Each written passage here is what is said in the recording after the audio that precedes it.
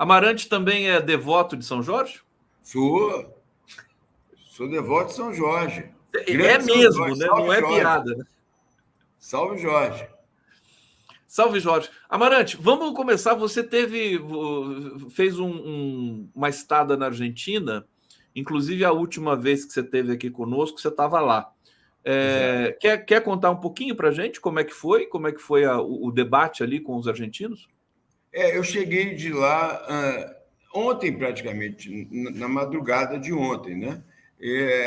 Eu fui participar, sou professor lá de alguns programas, participei de um debate, está havendo um movimento em Buenos Aires, na província de Buenos Aires, né? O estado, poucas pessoas sabem, assim, tem a cidade, capital federal, e tem a província, que é o estado, né, cuja capital é La Plata. O estado de Buenos Aires está com uma política muito importante, muito próxima à nossa aqui, nessa questão da saúde mental, antimanicomial, que chama Buenos Aires sem manicômios. Então, estão fechando manicômios e abrindo serviços comunitários, projetos culturais. Fizemos uma roda de samba lá em Buenos Aires, roda de samba carioca mesmo, com argentinos tocando, cantando samba, muito bem, aliás, muito bonito. O repertório da Dona Ivone Lara, né, grande compositora e enfermeira lá do Centro Psiquiátrico Pedro II, na época de Início da Silveira. Foi muito bonito. Então, está tendo esse movimento. Por outro lado, com tristeza, vimos a UBA, a Universidade de Buenos Aires, fechada por 3 dias, porque não está em condições de pagar a conta de luz. Aliás, a UBA, Universidade de Buenos Aires, deixa eu só trazer de pagar a luz. Amarante, o Edson Antunes está dizendo aqui, agora apagão na USP, todo mundo indo para casa, só vai voltar às 16 horas a energia. Privatiza que melhora. Desculpa, privatiza que melhora. Então, isso aí falaram muito, né? Que ia melhorar quando privatizasse a telefonia, o gás, a luz, né, tudo. Então é isso. A Argentina está vivendo um momento muito sério. E hoje vai ter a grande marcha agora no final da tarde, em Buenos Aires, em defesa da universidade pública, que teve um corte orçamentário absurdo, violento. Então, está tendo demissões, está tendo perda de recursos para manter o programa que já está em desenvolvimento. Então, vai ser muito difícil.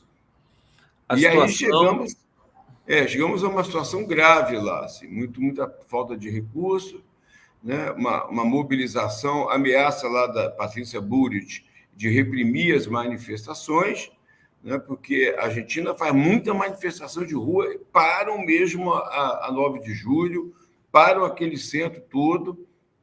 Hoje lá não é feriado, né? Então vai ser assim. Vamos ver qual vai ser o desfecho dessa, mas está havendo uma convocação em todas as universidades. O problema, Amarante, eu acho que o problema da Argentina, me corrija se eu estiver enganado, porque eu não estou tão por dentro, mas parece que não tem um nome de oposição que possa aglutinar o povo trabalhador argentino, que a gente teve um governo Alberto Fernandes cheio de problemas também, mas porque eu estou dizendo isso porque é o seguinte, porque o destino do Milei só pode ser cair, quer dizer, não tem condição, né, de administrar a Argentina.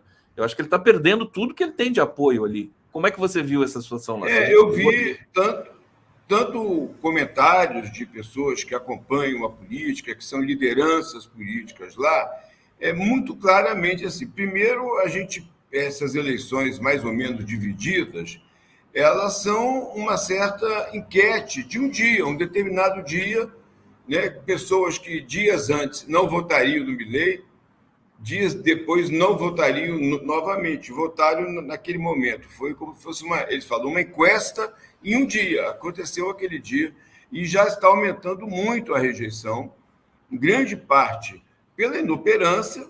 É um governo que não está apresentando projeto, né? Embora hoje parece que ele anunciou um superávit nas contas que há muitos anos não tinha.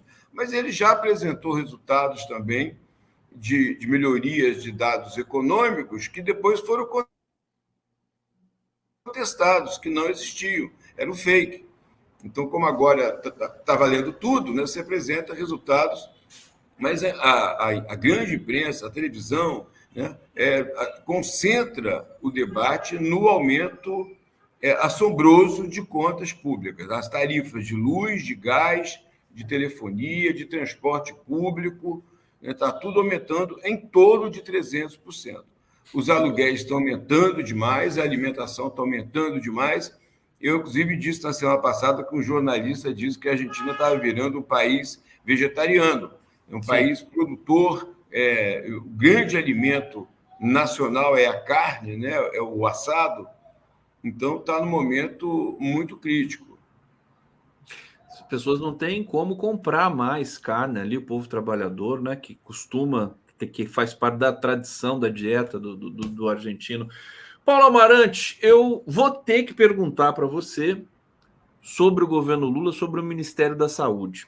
Eu sei que você é ligado à Fiocruz, e como eu sei do seu prestígio no Brasil todo, eu suponho aqui que você conheça pessoalmente a Nízia Trindade e possa até falar sobre particularidades e tudo mais. Mas a pergunta que eu te faço é: a Nízia está muito pressionada, os dados da saúde eles estão problemáticos, questão de vacina de dengue. Ontem eu estava descrevendo o que estava acontecendo em Brasília. Quer dizer, Brasília, a mortalidade de dengue passou de 20%. É uma coisa assim, responde pelo Brasil, né? Na verdade, é 20% das mortes do Brasil. Como é que você está vendo a gestão, com todo o cuidado que deve lhe caber para falar de Nízia e tudo mais, porque o Ministério da Saúde é quase como governar o Brasil, né? É muito grande, né? É uma coisa muito complexa. Eu queria te ouvir um pouquinho sobre isso. Então, nós sabemos que o grande orçamento, os maiores orçamentos, é o do SUS. Então, o Congresso fica de olho no poder desse orçamento e, claro, no poder político que daí decorre, né? Então, é sempre um embate muito difícil administrar uma pasta dessa tão disputada, com tanto impacto na vida cotidiana, né, da sociedade. E, certamente, isso faz da ministra um dos alvos mais, desde o início, desde que a Nízia estava para ser nomeada, já o Centrão já reivindicava a pasta, né? Uma pasta muito importante. Hoje, imagina, a Secretaria de Saúde, Municipal de Saúde, tem um orçamento que é um dos maiores orçamentos realmente que tem no país. A questão, assim, toda essa estrutura, por exemplo, de vacinação, nós tivemos no Brasil um Sistema Nacional de Imunização dos mais importantes no mundo, mas isso foi um processo construído ao longo de anos de SUS, né? O SUS foi aprovado, entrou na Constituição em 88, e durante muitos anos isso foi constituído através do Programa de Saúde da Família, da Rede de Atenção Básica. Então, quando você tem um episódio como esse, uma epidemia grande, se você não tem estrutura, e houve um importante desmonte da área de saúde como um todo, dessa base, apesar da resistência do SUS, né? Aquele filme Quando Falta o Ar demonstra isso, apesar de todo o trabalho que foi feito de resistência para que o SUS continuasse existindo, vacinando, mas também foi muito depredado, né? O SUS foi muito depredado, perdeu muitos quadros, não há reposição, a reposição de funcionários das prefeituras, em geral, é de funcionários terceirizados. Eu acho que a minha grande crítica, a minha grande reivindicação, me lembro quando falávamos com o Sérgio Aroca, né, um dos idealizadores do SUS, é que o sistema de saúde tem que ter um funcionalismo de Estado. É uma carreira de Estado. Você não pode ter profissionais de saúde que trabalham em território ou em comunidade terceirizados, que eles têm um acompanhamento de produtividade que não é exatamente isso que a saúde deve fazer. Não é só a quantidade de vacina, a quantidade de receitas, etc. Você tem que ter uma estrutura permanente. A grande base do programa de saúde no Brasil é a estratégia de saúde da família. em alguns municípios, cobre 80%, 90%. As pessoas, às vezes, de São Paulo, Rio de Janeiro, não têm essa visão, porque você tem uma rede privada grande, mas na maior parte das cidades de pequeno e médio porte, o programa Estratégia de Saúde da Família é um programa fundamental, porque ele acompanha com regularidade as situações críticas, ele monitora, né? Está acontecendo um caso de dengue aqui, outro. Então, o que o sistema de saúde privado faz, terceirizado, etc., é tratar indivíduos. O sistema de saúde pública, coletiva, ele tenta detectar por que o aumento, em que local, quais as ações necessárias em determinado contexto. Então, eu penso que é o momento de, nessa crise, de pensar como voltar a reforçar a rede pública de saúde, né? Sair dessa priorização da terceirização, voltar a convocar editais, concursos para consolidar a rede de profissionais públicos. Amarante, então deixa eu fazer uma outra questão, deixa eu desdobrar essa questão contigo aqui, que é pensar assim, quer dizer, evidentemente, né, causas para que a saúde tenha acusado problemas pelo Brasil, questão de vacinação e tudo mais, a herança que recebeu, a pandemia, né, que dividiu o mundo em dois, né, antes e depois da pandemia, evidentemente,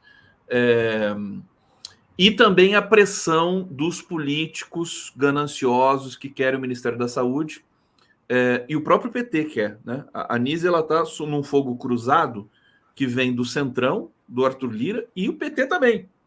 Internamente também tem as pretensões ali de ganhar o Ministério da Saúde, porque a Anísia não pertence a partido, né?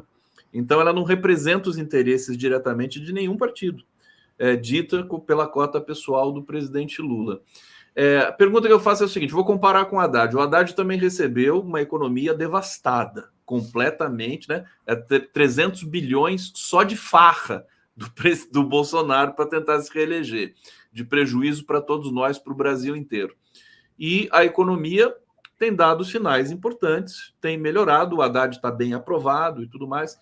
E, no entanto, quer dizer, passou aí praticamente 1 ano e meio. Comparando com o que o Haddad recebeu, com o que ele realizou, não era para a saúde já estar mais organizada nesse sentido? Quer dizer, eu estou fazendo papel de advogado do diabo, evidentemente, até para ajudar a gente a encontrar algum tipo de explicação e de formas com que o Ministério pode responder a tudo isso. Uma coisa que angustia bastante, inclusive a opinião pública, que se identifica com preceitos democráticos, se é que assim a gente pode colocar, é o fato de certos planos de vacinação não chegarem a 20% hoje. Quer dizer, o estrago do negacionismo foi tão grande, né? Quer dizer, nós vamos demorar tudo isso para voltar a ter uma vacinação minimamente digna no Brasil?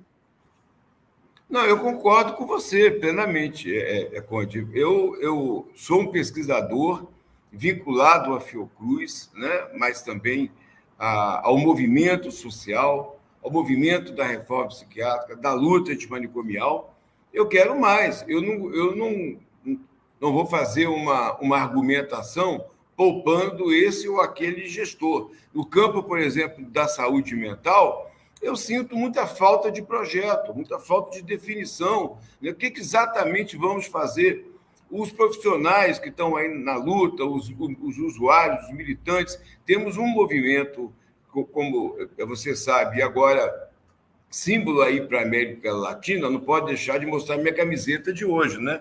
Latinoamérica sem manicômios. Sem manicômios. Latinoamérica sem manicômios. Então, a gente quer mais, a gente quer uma definição, a gente quer um projeto. Vamos. A questão das comunidades terapêuticas que você. Exatamente. Vamos criar o que no seu lugar? Porque não é fechar local de atendimento. Você tem que substituir o modelo para uma rede de atenção psicossocial, ampla, territorial, etc.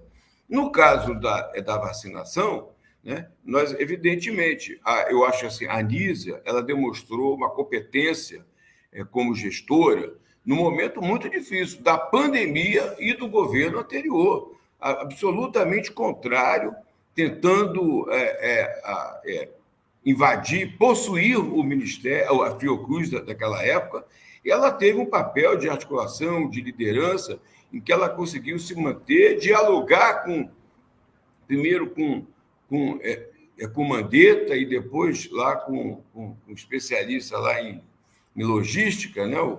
o Pazuello. Segundo eu até esqueci o nome dele, acho que Deus sabe, São Jorge sabe o que faz. E deixe ele quieto lá. Mas a Anísia teve um papel importante. Então, eu acho assim, o papel da imprensa, o papel dos profissionais comprometidos com a saúde pública, não com um ou outro partido, não com um ou outro interesse, né? É exatamente esse. A gente tem que reivindicar uma maior cobertura da vacinação, que rapidamente se reestruture o Sistema Nacional de Imunização, que foi atacado, que foi destruído, porque aparentemente assim, muito provavelmente, nós continuaremos a ter outras pandemias, outras situações de desastre, né, como agora os desastres climáticos, não são mais acidentais, ocorrências assim, extraordinárias, estão se tornando um problema regular na agenda que diz respeito não só à segurança pública, às estruturas das cidades, etc., mas da saúde. Você tem um desabamento, uma cidade, um alagamento, tem aumento de doenças infecto-contagiosas, né? De dengue, aumenta assustadoramente o mosquito, no calor e com água após chuva, aumenta muito, aumentam as doenças, leptospirose, aumenta. Nós temos que ter... Aliás, você falou que dengue até na Argentina, né? Muito também. Está muito importante o surto de dengue na Argentina, né? Não chega... Aqui quando eu saí daqui, estava em 400 e tantos mil casos, lá estava em torno de 100 mil. Mas hoje o Brasil passou 3 milhões. Então, e aí a gente viaja e acaba acompanhando mais o noticiário local, as questões da agenda, mas, de fato, eu acho que é o momento tanto da imprensa comprometida com a saúde, como os profissionais, os movimentos, reivindicar uma ampliação desse Sistema Nacional de Imunização, né? E, claro, de toda a outra rede que deve ser reforçada a estrutura pública. Perfeitamente. Olha, chegou uma pergunta aqui que eu acho que é perfeita para a gente seguir aqui nesse debate. O F Celular está dizendo aqui: eu desisti da carreira de saúde pública, fazer 4 anos de graduação em saúde coletiva para ser contratado por R$ 1.500 e o governo que não regulamenta a profissão. Quer dizer, essa situação, não sei, é 1.500 até hoje, quer dizer, para um iniciante? Quer dizer, eu não sei aonde, mas não é muito mais do que isso, não. Não é muito mais. O salário de profissionais de saúde da rede pública e os terceiros é muito precário. O terceirizado, que é a grande maioria das cidades estão optando não por construir serviços e contratar quadros próprios, e sim terceirizar, é pior ainda. É ainda pior por quê? Porque quem ganha é o empresário, é o intermediador, né? É aquele que contrata e paga, etc. Pede produtividade, e a produtividade é mera referência quantitativa, mas não consegue chegar a exatamente qual o impacto na saúde da população. E os profissionais da rede pública, e o SUS, demonstrou isso. Nesses 40 anos de todo um trabalho de consolidação do SUS, nós conseguimos ter profissionais de saúde nesse país que são raros em outros locais. Por quê? Porque têm um compromisso, se envolveram com as bases de um sistema de saúde público. O SUS não é só um sistema de tratamento de enfermidade, tratamento de doença. O SUS é um sistema de promoção e proteção da saúde. Quem é agente comunitário de saúde? Né? Eu me lembro que os canadenses vinham à Fiocruz estudar o nosso agente comunitário de saúde, que é uma pessoa da comunidade que atua na estratégia de saúde da família, fazendo vínculo entre a comunidade e o serviço, visita regularmente os domicílios, onde tem pessoa com hipertensão, com diabetes, problema de saúde mental, um outro problema renal, etc., e faz a ponte, marca agenda para a pessoa lá no sistema de saúde, e no dia da consulta ele está lá, o agente comunitário, esperando o morador, entendeu? Para ir para ele apresentar o profissional que vai atender. Isso é uma coisa assim, primeiro mundo naquela ideologia que a gente fala, né? Uma coisa de ética, de responsabilidade, que não existe, né? E não existe na rede privada. Amarante, qual foi, na sua opinião, vamos lembrar um pouco aqui da história, até porque o presidente hoje estava lembrando também da história, da crise do Lehman Brothers e tudo mais. O melhor ministro da Saúde, na sua concepção? Nós tivemos o Temporão, nós tivemos o Padilha, nós tivemos o Arthur Quioro, nós tivemos o José Serra lá atrás, que tem algo para falar dessas personalidades? Eu tenho que desde o Serra, que eu conheci pessoalmente, e admirei o trabalho do Serra, ele teve um compromisso. Naquele momento, né, nós tivemos um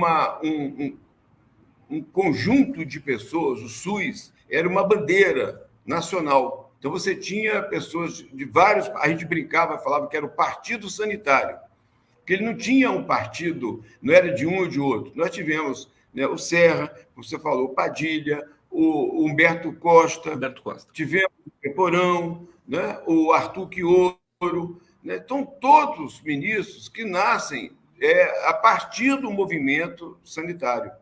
Entendeu? Eram pessoas que ajudaram a construir o SUS, que tinham compromissos éticos, políticos com o SUS, conheciam o sistema.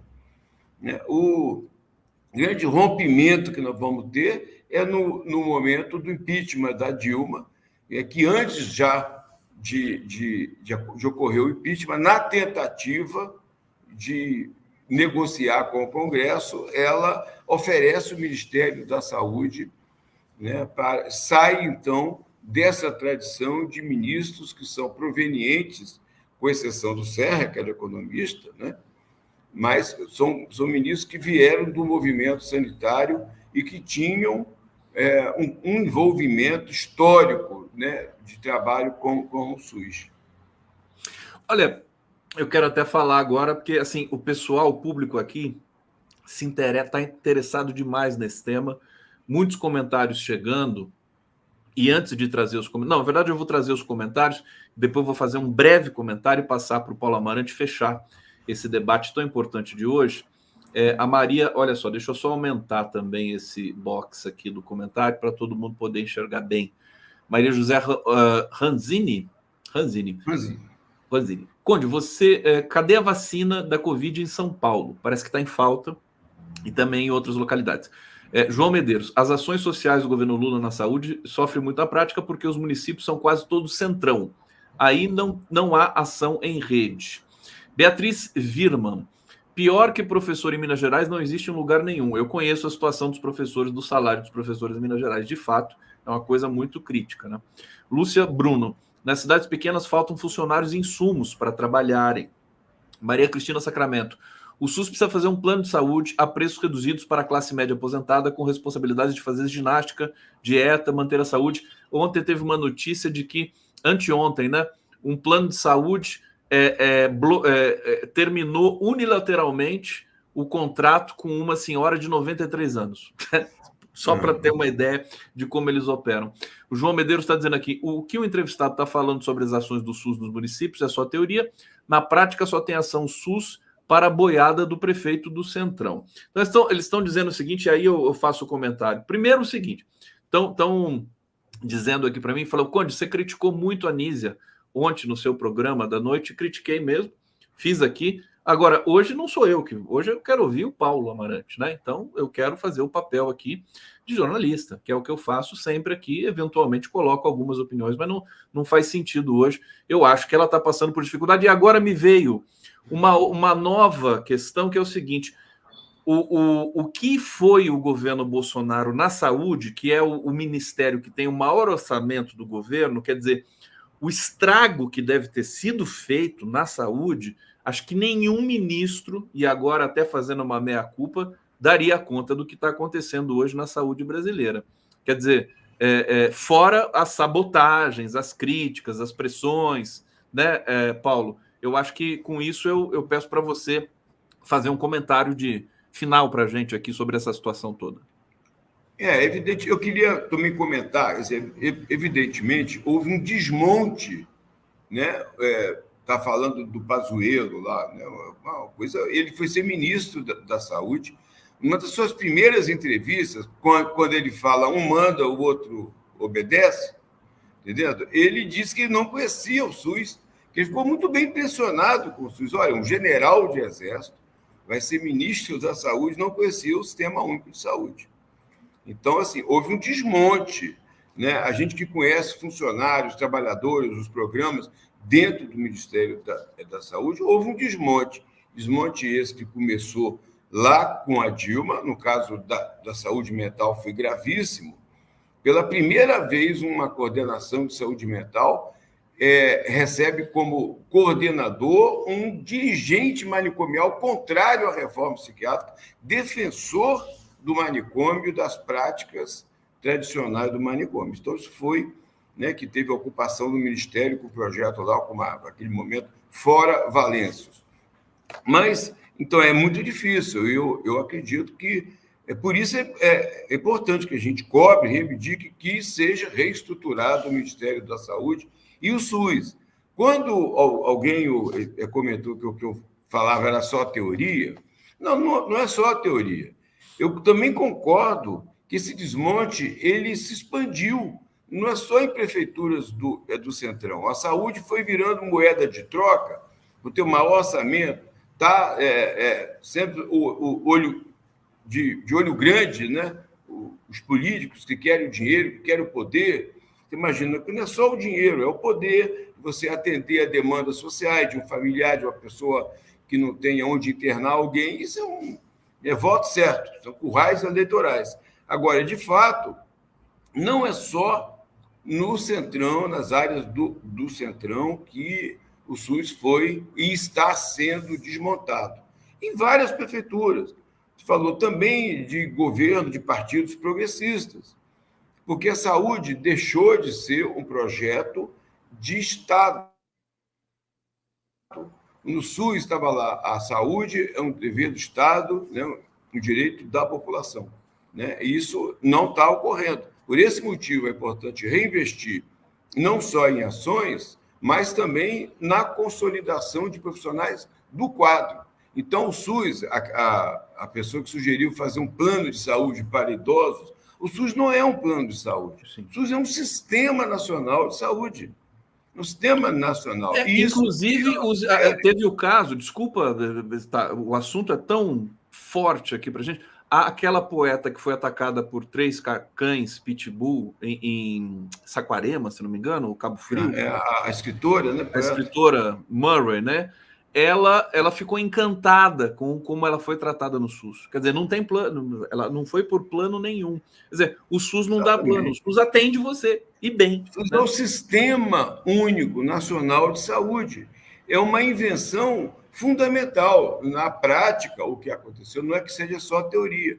Ele foi sendo desmontado, né? Ele foi sendo destruído para atender a interesses. Então, agora, Amarante, não daria para criar um plano de saúde popular com subsídio do governo no Brasil? Isso já foi tentado de muitos anos, a ideia desses planos, né? O próprio Obama, quando ele se entusiasmou com o SUS, ele voltou para os Estados Unidos e tentou criar um plano. Mas olha só, o SUS é muito mais do que o conjunto de planos do que um plano. O SUS é um sistema público de saúde. Porque a pessoa vai pagar um plano, ela vai ter atendimento à doença, eventualmente, fazer exame, fazer um tratamento. Né? O SUS ele implica na vigilância sanitária, na vigilância epidemiológica, na atenção básica, nas ações estratégicas de saúde da família. Há pouco tempo, eu tive a oportunidade de acompanhar uma pessoa que teve um AVC numa cidade do interior do estado do Rio, aqui, foi internada pelo SUS, muito bem tratada, acompanhada. O SUS é um sistema público de saúde. Se você tem um acidente no Rio de Janeiro, você não vai parar numa clínica privada, que eles não vão te atender, como não quiseram dar vacina. Apesar de que a vacina, você supostamente diminuiria a doença que supostamente o plano de saúde vai pagar, mas eles não queriam investir na vacina. Então, o Sistema Único de Saúde, quando tem um acidente, uma questão qualquer, transplante, vai para o Sistema Único de Saúde. Né? Querido Amarante, totalmente na prática, mas não é só teoria. Tem muita prática boa aí. E esse filme aí, Quando Falta o Ar, e outros tantos, né? Aí do Silvio Tendler, outros filmes, demonstram o quanto que o SUS ele penetra na sociedade brasileira. Ele é um plano, um sistema, né? E não um plano, desculpe, é um sistema público de saúde que atende a demandas da sociedade brasileira. Precisamos avançar nesse debate, Amarante, porque quem sabe fazer um programa especial, você me ajudar aqui nos convidados para falar sobre tudo isso, porque eu acho que é importante, a gente colabora com o debate nesse país, trazendo informações e tudo mais. Olha, gente, quero agradecer demais a presença de vocês. O João Amorim me mandou uma mensagem aqui, ele está acompanhando aqui o nosso papo. Ele diz o seguinte, sobre esse ponto que o Paulo está levantando. Primeiro, o relatório divulgado ontem pela OIT, Organização Internacional do Trabalho, né, sobre as condições de saúde dos trabalhadores diante dos efeitos das mudanças climáticas, aponta a morte de 15 mil trabalhadores por doenças infecto-contagiosas, 19 mil mortos por calor extremo ao ano, só de trabalhadores. E, 2, a questão ainda a ser investigada no impacto das inúmeras honras do Nunes em São Paulo na epidemia de dengue. Sim, quer dizer, ver a responsabilidade dos prefeitos e tudo mais com essa relação também. Nós vamos ter que terminar agora, estouramos o nosso tempo já. Obrigado, João Amorim, abraço pelo carinho aqui, por continuar com a gente. E Paulo Amarante, eu chamo assim de Paulo Amorim. Paulo Amarante, obrigado mais uma vez. Hoje é feriado aí no Rio, você está de férias aí hoje, né? Obrigado. Mas estou trabalhando. Está trabalhando também. Trabalhando. Obrigado a todos, continuem com a nossa programação. Eu volto às 17 horas com o Fernando Horta. Um abraço a todos. Obrigado. Salve, Jorge. Salve, Jorge.